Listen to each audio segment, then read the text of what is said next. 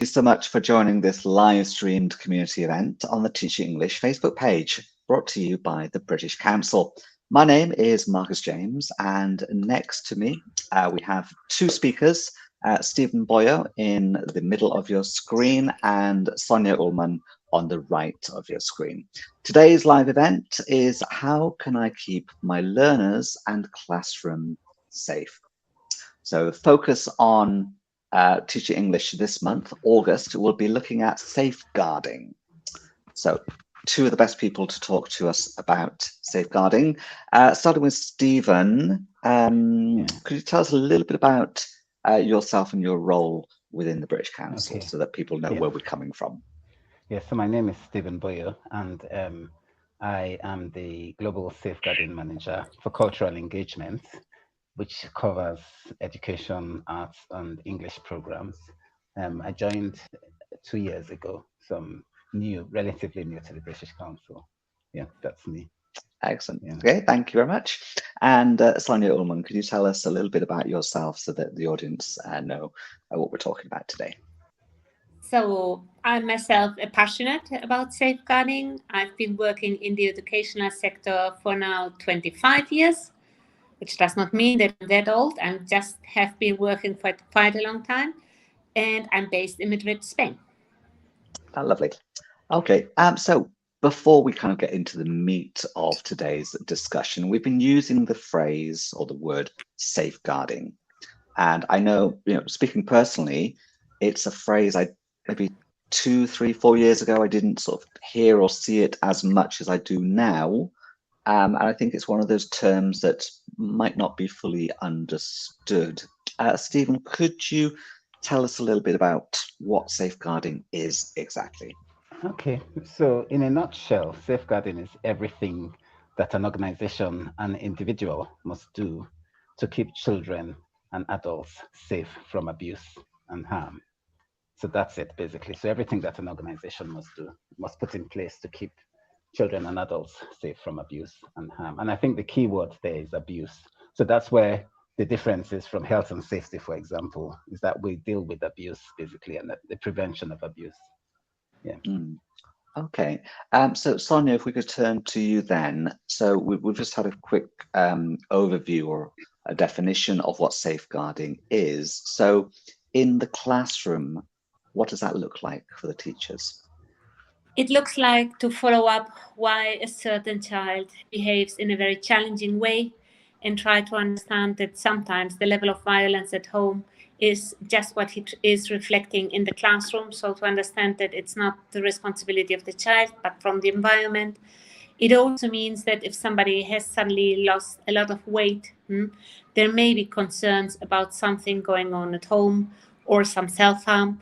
It's probably just all about looking and seeing that behind each of the children, there is a personal story, and that you can be the adult who makes the difference by trying to support the child involved. Okay. All right. So now a question for you, the teachers who are watching from all around the world. How do you keep your learners safe in your classroom? Do let us know, and we'll be interested to find out sort of how things are in different parts of the world. Stephen and Sonja, I can see we are being joined by a global community of teachers right now. I can see we've got Poncho in Cambodia, Raluca in Romania, Tayeb in Libya, Jafri in Algeria, Mohammed in Bangladesh, Rosan in Nepal, Maya in Georgia, Arnie in the Philippines. So many teachers from literally every part of the world. Now, we were talking yesterday in our sort of meeting before going live today, as a kind of a synonym of safeguarding, we sort of use safe. And safe space is what we hope our classrooms to be, don't we? So first of all, Sonja, in terms of the teacher's role of sort of managing their domain, if you like, what types of things can teachers do to not just create that safe space, but also maintain a safe space? I would say that it's important not to look away. Quite often, children do suffer from violence and harm, and they know that the people who are doing this to them are really the bad people, but they trust really the teachers, and they feel really sad if they feel that the teachers look away or don't take them seriously. So probably to be an active listener, try not to judge, not to make promises also you cannot keep, like, oh, don't worry, this is not going to happen again, but probably just make feel each child valued and able to speak up, and promise them not that you're going to solve it, but that you're going to follow it up with the right people. And that is a very good point. Stephen, I'm not sure if you can Yeah. answer this, so do let me know Okay. if you can't. So our community of teachers right now are Yeah. all over the world. We've got Denny from Thailand just joining us, Pilar from Cambodia as well. Yeah. It's not always straightforward finding the person we can report things to or knowing what actions to take. Would you have any advice on sort of teachers in different education systems? How could they find out the process, procedure that they would need to go through? So my experience is that safeguarding or knowledge of safeguarding differs from different regions to different regions, from country to country. Some countries are, like in Europe, for example, or the UK, are fully conversant with safeguarding. They understand it and they have systems in place. But other countries are, kind of catching up and do not necessarily understand the full concept. But I believe that generally with schools, you have child protection anyway, systems in place. And I think that's quite well understood generally across the board. So it's making sure that, you have the systems in place for incidents in particular to be reported. So there should be a focal point of someone who people know about, who takes reports or receives reports from, from the students, for example. So there needs to be a named person that people can report to, that they trust, and will obviously be trained to receive incident reports and to manage the process with the school's safeguarding team. So it's making sure that that people know that there's a named person, but also you need to do your risk assessments as well, to understand what the potential risks are with with your classroom, with your students, and also what to put in place to mitigate or control those risks, when situations do come up and you have to deal with them. So it's basically ensuring that you have the basic building blocks in place. So you have a policy and procedure that your teachers understand, that they know about. You train your teachers, and you have named people to act as focal points. You do your risk assessments as well, and you have a reporting procedure, so that people understand what the reporting procedure is. We also advise that you create a one-page safeguarding policy that is easy to understand for the students, so that they understand what to do. They know what to do when an incident happens or when they have concerns, and it's not always the person that is actually the victim that is actually that would normally report. You have people who might be concerned about the victim's welfare, so it's about encouraging people to come forward to, report concerns or report incidents. So, yeah. Excellent, thank you. That's very helpful. Now, Jaffrey, who I believe is watching us from Algeria, says, personally, safeguarding is the responsibility of the whole school to keep the child safe from any abuse. So exactly what Stephen was just talking about right now. So obviously, it starts, with the school having those named persons sort of take, I guess, responsibility for receiving those reports. Another comment here from Mr. Frewi.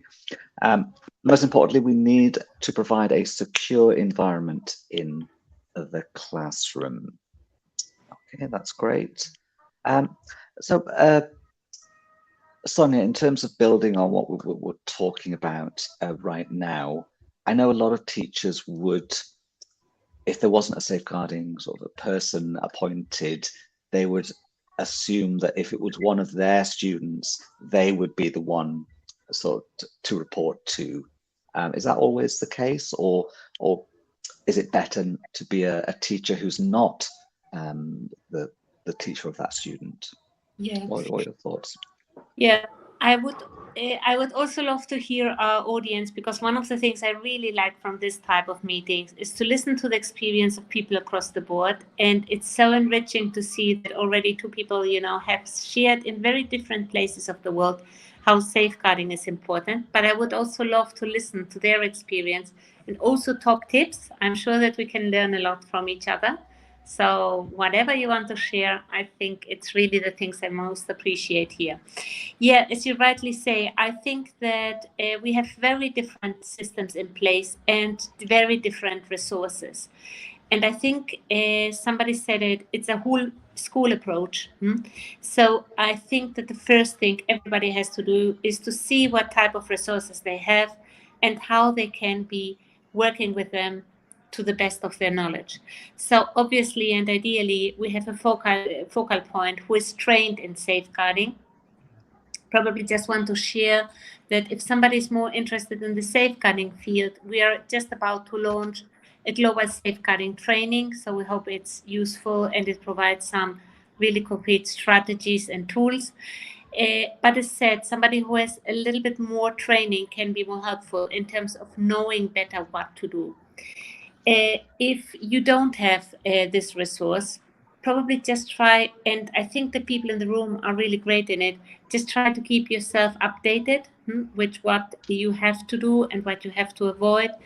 So I said it before, as much as you should not make promises you cannot keep, you should also, for example, avoid to show your surprise or even how angry you are about something. So if you have somebody, for example, somebody who comes to see you and say, well, yeah, my father slaps me at home on a constant basis, if you are suddenly very angry and they say, oh, but that's unacceptable, etc., you may scare the child and make them feel even worse. So your very calm, reassuring reaction to whatever they say, it's truly important.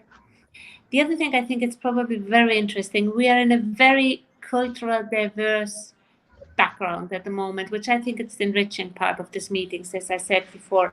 So probably also to know what is normal or what is kind of a common standard in the countries we are based in is sometimes very surprising. So we see some countries, and I say it's surprising because all countries in this meeting, because I don't think we have anybody from the US, unless you say something different.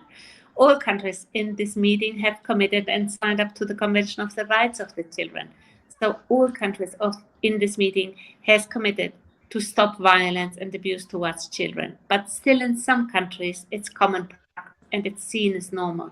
So probably to try to understand the background and see how we can best support children within there, it's really important. Okay. Sonia, you mentioned on, sort of launching some safeguarding training. Stephen, if I could sort of just throw this to you, what does safeguarding include in terms of training? So what types of things do school administrators, do teachers sort of need to cover in terms of a safeguarding, appropriate level of safeguarding training? Yeah. So I think the key things are understanding your safeguarding policy, your duty of care, your organization's commitments towards safeguarding children and adults, and also to then understand what the key building blocks are for safeguarding to have in place, which you then have to follow to have a robust system. So we're talking about things like, your risk assessments, safer recruitment. So making sure that, your teachers are screened properly before they are appointed, so that you don't appoint people who have had histories of abuse, in the past or been convicted of abuse. So doing your your due diligence, basically ensuring that you safely recruit your staff, and then also risk assessing your environment, basically to ensure that the environment is safe enough for your students, and then obviously having knowing what the roles are, because there need to be you have to have named people to be responsible for implementing the safeguarding policies. So it's knowing exactly what the roles are, what they should be doing, and then the whole thing around your reporting procedure. That's part of the training. People need to be trained to know what to do when an incident happens and how to report it, how to handle the child, to make sure that they are safe and that they can report safely, to the school. And then obviously the procedures about, how you then go about referring the incidents to, the authorities, if that's required, or approaching the parents or whatever it is that you need to do going forward.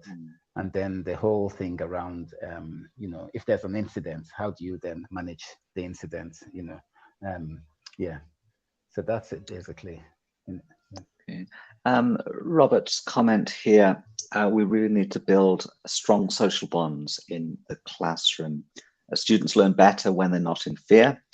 We must long for student-friendly schools and classrooms. So I guess sort of reading between the lines in Robert's comment there is that, we need to, we're back to the safe space again. It's creating that safe space to enable our learners to feel comfortable enough to share what could be very sensitive information without any fear. I think there's another point there that students learn better when they're not in fear. Sonja, could this be one of those what's the word, sort of symptoms, I guess, or things to look out for if a student is not if their grades are suddenly going down, or if they're no longer participating, or they seem involved in the activity? Could that be something to look out for and maybe find out if there is something more behind the scenes? Absolutely. I think that fear in a student is evidence of a child feeling unsafe, and it might be for very different reasons. We have spoken a lot about adults in this sense perpetrating or being violent to children, but sometimes the violence is also among students.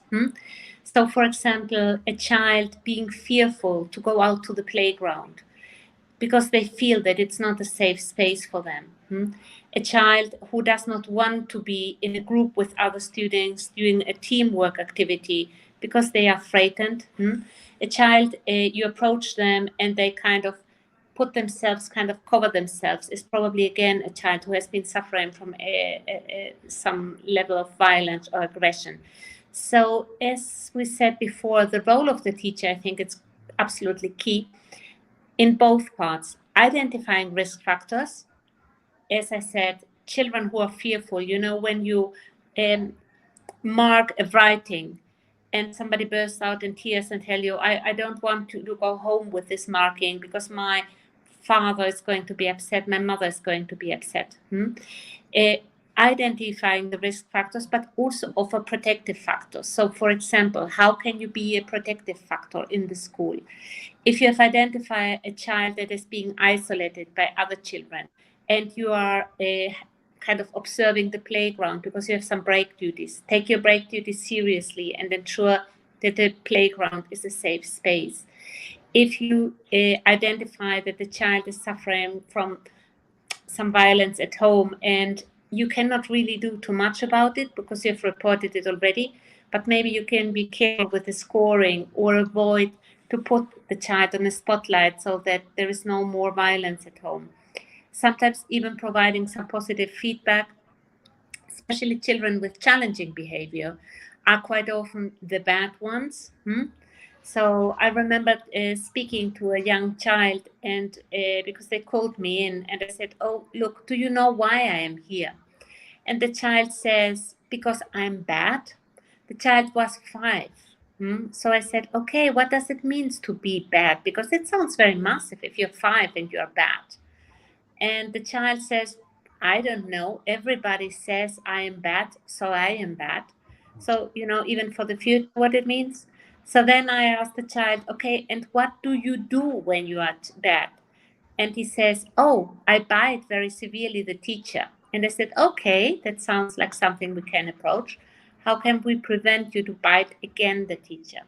But you see, there is a small difference in being bad, which is something you're going to be the rest of your life, or doing something bad, which we can prevent to happen again. So as said, teachers can be a real protective factors in terms of child's well-being. Absolutely. Thank you so much for sharing that very practical example there, so we sort of get a better feel for the topic that we are talking about. There's a question here from Nasser. I think I can help answer it, but maybe Stephen and Sonja, if you know of any other resources. You did mention that there is a training coming out. Sonja, here at Teaching English, we are going to be publishing and having discussions around this topic of safeguarding throughout the month of August. And we've got a free online teacher training course that's starting today, how to sort of keep your learners safe online, but a lot of the principles are the same. Stephen and Sonja, any resources that we could point Nasser towards? Yeah, there's the Global Safeguarding Hub that is run by BOND, the International Development umbrella body. They have a good hub that anyone can access from any country, and they've got resources there. They've got consultants as well, and yeah, anybody can access it. And if you need a consultant to help you develop a policy for your school, or or for training, then you can link up with people on through the hub. Yeah. Oh, excellent. Karen, my colleague, is moderating the comments right now, so I'm sure she's busy searching for that resource to post a link in response to Nasser's comment, but also to help other teachers with some place to start. Sonja, do you have anything to add? Yeah, exactly. Just wanted to add, we are currently developing a toolkit for schools with UNICEF, hand by hand. So we will hopefully have it finished, I would say, by the end of this year. So watch out the space. It is a very practical toolkit. I have been working many years in a school myself. I know that we don't have time. We don't have really, a lot of time to fill in documents. So it's supposed to be, and it wants to be, a very practical tool. So I hope it is useful for our audience too. Excellent. Thank you very much. Right, as I said, yeah, we are focusing on safeguarding throughout August. So today is the 1st of August, and this is how we're starting the conversation with this live discussion today. We've got quite a few comments coming in with questions and shared experiences. I just wanted to put this one on screen from Augusta. In my school in Italy, we have annual meetings with the police about cyberbullying and other problems, but it isn't easy for the students to speak about these. If it happens, we call the parents, but we have to pay attention, as they can say that it isn't true, or that they can report the teachers. That's an interesting one, isn't it? If you do approach the parents with concerns and they deny, at least the story that you've heard, it can be made worse then. The parents can actually make it a problem for the teachers, maybe report to the administration of the school. Is there a more balanced approach to this, or a procedure or a standard way to sort of deal with this type of thing? I would say it's not an easy fix, not at all. And there are a couple of things in these comments which I think are really valuable. We do work also very closely with the police, because I have to say that it has a very positive impact on students when the police comes in to speak. Because when I speak, it's like, okay, there is this old lady again talking about what I should not do on social media, While when the police comes in and they explain real cases they have been involved, it's kind of a wake up. And I think there is where we really need to focus on, which is prevention. Because when it comes then to a case, and I absolutely echo what Augusta is saying, parents can be absolutely defensive. And I have to say, you can also understand why they are that defensive, because if the police are involved and there can be some criminal records on the child's file in the future, depending on the age of the child and the situation, you can feel while parents sometimes try to blame then the teacher or try to prove an evidence that what has been said is not true, which is a normal reaction, but we probably need to really reinforce is not to get there, because when we are there, it's always hard. If we try to prevent this situation to happen, if we stop things on an early stage so that we don't need to make reports to the police, it's always much easier to solve. And again, raise awareness with parents that we are there to educate children, because I understand what Augusta is saying. The other day, I convened a meeting with parents, and the first phrase was, which evidence do you have? How you can prove what you are saying? So I again and again say to parents, like, look, this is not a court case. I'm not a judge. I'm not a lawyer. I'm an educator. I'm acting here in the best interest of your child, and I try really to make sure that your child and the others are protected and safe.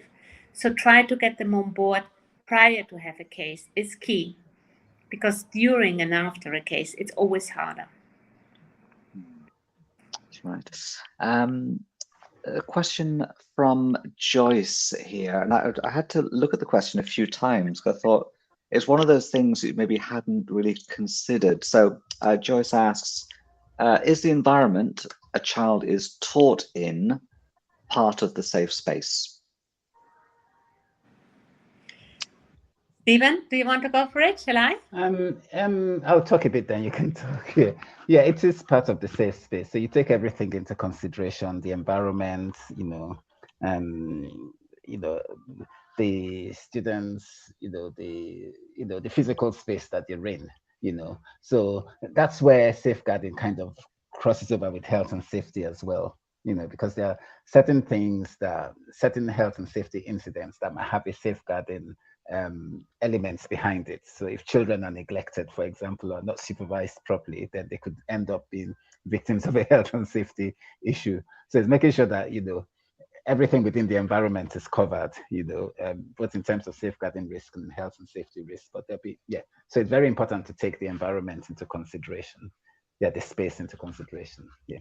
Sonja. Yeah, probably just adding two very concrete examples. So, for example, if in a school you do not have endorsed rooms, if you have glass doors, if it's an open and transparent space, it is less likely that something happens. And also, for example, if you think of the collection procedure you have in your school, depending on the places you're teaching, they may be very close to a very busy road. So if children just run out of the school, there might be a car accident. So the environment, as Stephen was rightly saying, is really key, and to make sure the children are safe. The risk assessments are in, Stephen, where you have been talking about the need to ensure and try to see how we can prevent incidents to happen. Yeah, we also have, if you're working in a fragile environment, say for example, where there's armed conflicts, then, or where the surrounding area is unsafe, then obviously you have to put special measures in place to protect the children, and yourself as well. So it's important that we take environmental factors into consideration. Yeah. Excellent. Thank you both, Stephen and Sonja. I've started our month-long look at safeguarding with a lot more information now to get the conversation on this important topic started.